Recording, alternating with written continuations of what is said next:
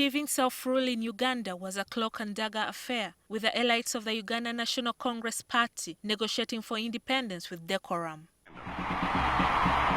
However, behind them were the wild cards, the militants who were ready to do anything for independence. And they did.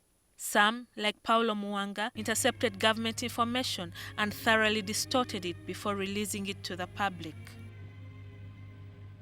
These militants belonged to the communist-inspired UNC Youth League, led by Paul Sengendo and John Kale, while others, like Anderea Museveni, Philemon Lubwama, and a group of Banyaranda who called themselves the Abadehemuka, were operating on their own. There was the Red Book.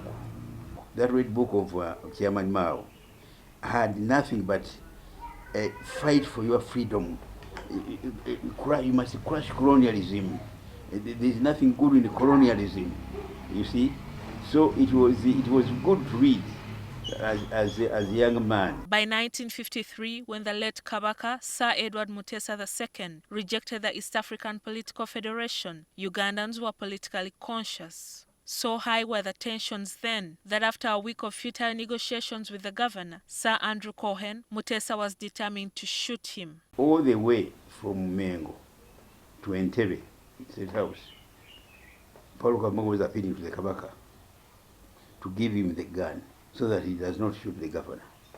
He told him, you plunge the country into terrible catastrophe. Thank God, Mutesa agreed.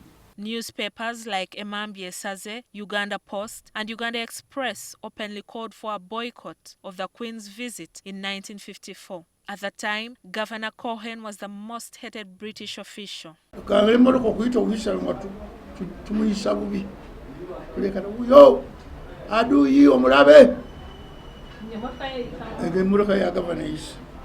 1956, the independence movement was in full swing. When the Kabaka returned from exile, the militants demonstrated against a continued stay of Cohen until he was replaced in February 1957 by Sir Frederick Crawford. These political activities were coordinated by an assortment of politicians, doctors, traders, welders, and mechanics based in Katwe. Right now, Katwe is a hub of shops that sell second-hand products.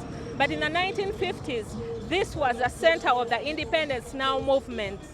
Back then, every freedom fighter who wanted to be counted made a daily appearance in this town to stoke up the flames of discontent against colonial rule. The UNC Youth League levied a tax of 50 cents on Africans, assuring them that once they paid, they were no longer part of the colonial government. They were being used for organization, because you had no people to fund these organizations so that they could, develop or do their work. But from 1957 to 1958, the struggle stalled. The UNC elites had blue-collar jobs. For instance, Mukupe was working with Barclays Bank.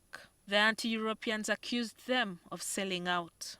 I didn't want to act in such a way to endanger my employment, where I was expecting to earn some money in order to support our struggle. If you endanger it, you are a loser. But in 1959, Augustine Kamia's boycott of all things Asian and European raised the bar. The boycott brought the economy to a complete standstill.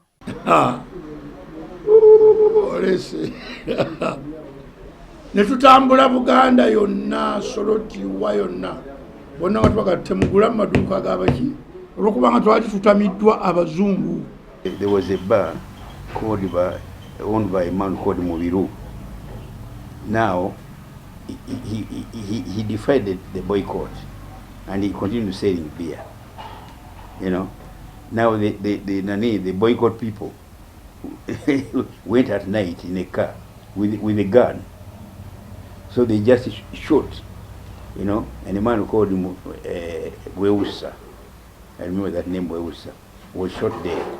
At first, the elites did not support the boycott, and the militants attacked them. Kavumakagwa's banana plantation was destroyed by these terrorists. A colonial collaborator from Ankore, Lazaro Kamugungu, survived 2 assassination attempts. Welding shops were established in Katwe to manufacture Molotov cocktails out of pipes and milk cans. These were used to bomb county headquarters in Busoga and Bukedi regions. Yali akulembedde struggle eyo yali kitaawe Akayihura John Carey.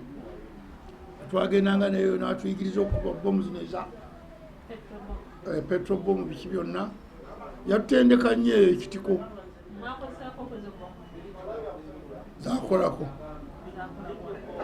Nakasera awo mu kibuga buzaako. N'amaduuka gabwe ne tugakuba. Emiceere ne gijja biki. Twakikola. But once again, in 1960, the steam went out. John Kale died in a suspicious plane crash, and the British had given UNC Youth League members corporate jobs to keep them busy. Eventually, the UNC broke up to give way to Uganda People's Congress Party. What we fought for has not been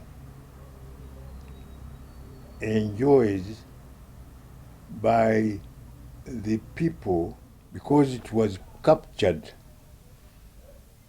in the middle way by well-wishers. And we are sorry for that. Tekituyambye